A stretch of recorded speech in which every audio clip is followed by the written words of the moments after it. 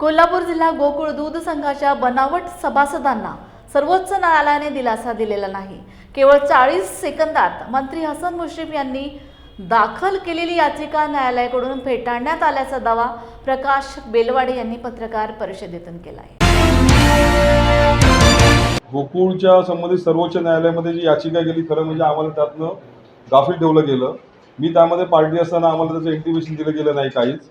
त्यामुळे आमचं असं म्हणणं होतं, जेव्हा लक्षात आलं की आमच्या अशी याचिका दाखल झालेली आहे, काल त्यामध्ये मेन्शन झाली होती याचिका, ती मेन्शन होऊन सुद्धा त्या ठिकाणी कोणती कार्यवाही झाली नाही।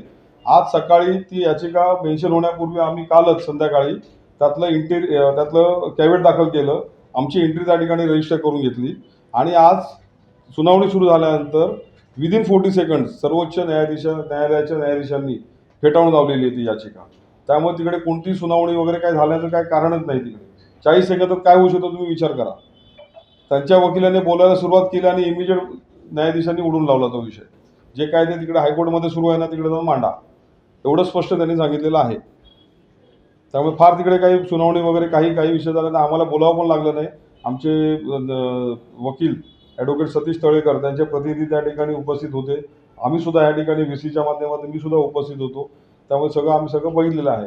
विदिन 40 सेकंड फेटाळून लावली असं आमचं स्पष्ट म्हणणं आहे। कोर्टामध्ये नेमकं काय झालं ते सांगा। कालची न्यायाधीशांसमोर पुन्हा विनवणी केली की आम्हाला हे सगळ्या 1108 संस्था 1200 संस्था आहेत, त्यांचे डॉक्युमेंट जमा करण्यासाठी वेळ लागतोय, मंत्रालयातनं काही डॉक्युमेंट्स आणायचे, सगळं जमवायचे, कृपया आम्हाला अजून आठवड्याभर वेळ द्यावा म्हणून। त्यामुळे त्यांनी 17 तारीख मंगळवारची तारीख दिलेली आहे पुन्हा एकदा।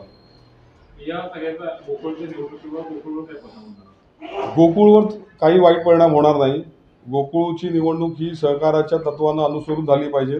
सहकाराची तत्व अनुसरूनच ही निवडणूक घेतली जाणार आहे। त्यातनं बोगस आहे ते बोगस कुठेही नसतं, म्हणजे निवडणूक प्रक्रियेमध्ये कोणत्याही, म्हणजे विधानसभा निवडणुकीत नको, तसे सहकारामध्ये सुद्धा नको, कुठेच नको, असं आमची मागणी आहे। त्यामुळे बोगस सभासद जे कोणी फक्त ठरावासाठी जे संस्था उभ्या राहिलेल्या आहेत त्यांना मतदान त्यांनी करू नये, त्यासाठी आम्ही प्रयत्न करतो आहोत। ज्या खरोखर जेन्युइन संस्था आहेत, भले त्या काठावर असतील, त्या पात्र होत आहेत, त्यांनी मतदान करावं। 1108 मध्ये 1108 सगळ्या जेन्युइन असतील, करावं मतदान, काही अडचण नाही। पण फक्त ठरावासाठी केलेल्या संस्था आहेत, गोकुळ कापून खाण्यासाठी, त्या संस्था त्यामध्ये पात्र होता कामा नये अशी आमची ठाम मागणी आहे। त्याचा आम्ही पाठपुरावा शेवटपर्यंत करत राहू।